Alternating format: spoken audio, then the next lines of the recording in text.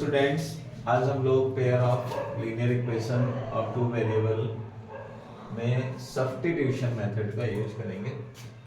ठीक है, देखिए सब्स्टिट्यूशन मेथड क्या होता है। सब्स्टिट्यूशन मेथड में जैसे टू इक्वेशंस आपको गिवन होंगे, इक्वेशन 1 एंड इक्वेशन 2। तो आपको किसी एक इक्वेशन को x या y की वैल्यू कन्वर्ट करनी पड़ेगी। जैसे y equation first x plus y equal to 14 given है। यहाँ से हम लोगों ने y की वैल्यू कन्वर्ट की 14 माइनस एक्स। अब हम लोगों का वर्क क्या है कि हम लोग y की वैल्यू इक्वेशन नंबर 2 में रखेंगे। y इक्वेशन 2 y आपका x 14 minus minus plus x equal to 4, x plus x 2x minus 14 equal to 4। इसको शिफ्ट करिए, 2x 14 प्लस 4, ठीक, ये हो जाएगा 18। 2x इक्वल टू 18, तो x equal to 18 upon 2 9, then x equal to 9। x की value equation first में रखेंगे, तो y is equal to 14 minus 9, ये हो जाएगा 5, then y equal to 5। Answer आ गया x equal to 9 and y equal to 5। ये सब्स्टिट्यूशन मेथड है।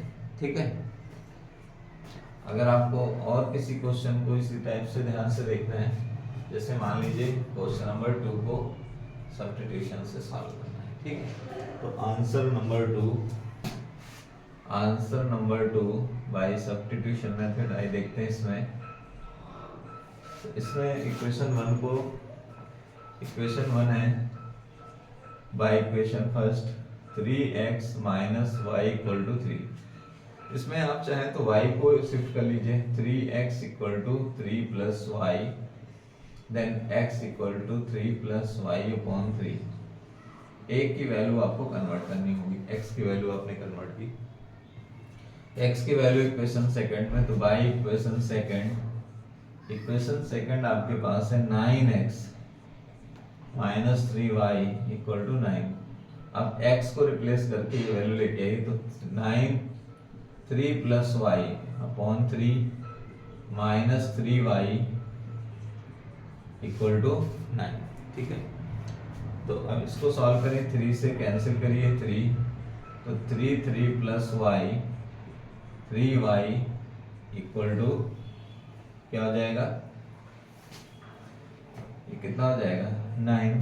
तो यहाँ पर 3 से जब मल्टीप्लाई करेंगे इसमें, तो इसमें आ जाएगा 9 plus 3y minus 3y equal to 9। तो इसमें एक प्रॉब्लम है, मुझे ऐसा लगता है ये क्वेश्चन पैरेलल वाला केस है।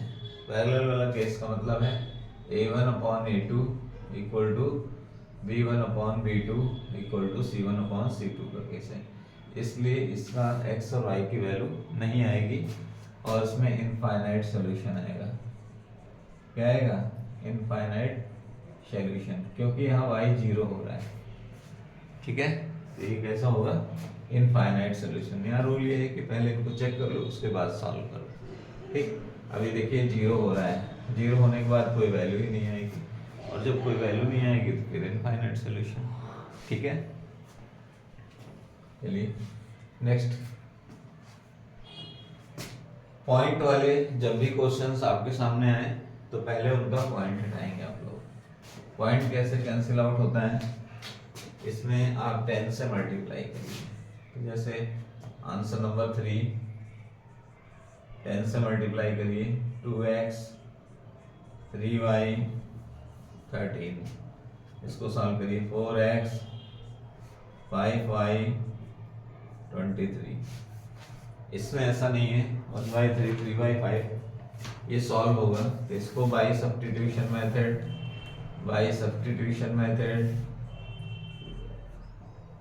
तो यहाँ से वैल्यू कन्वर्ट करिए, जैसे 3y equal to 13 minus 2x, y is equal to 13 minus 2x upon 3। आपने y की वैल्यू कन्वर्ट की। अब इक्वेशन नंबर सेकंड की बात करेंगे। तो इन इक्वेशन सेकंड, तो बाय इक्वेशन सेकंड, तो इक्वेशन सेकंड में हम लोग वैल्यू रख रहे हैं y की, तो यहाँ रखेंगे 4x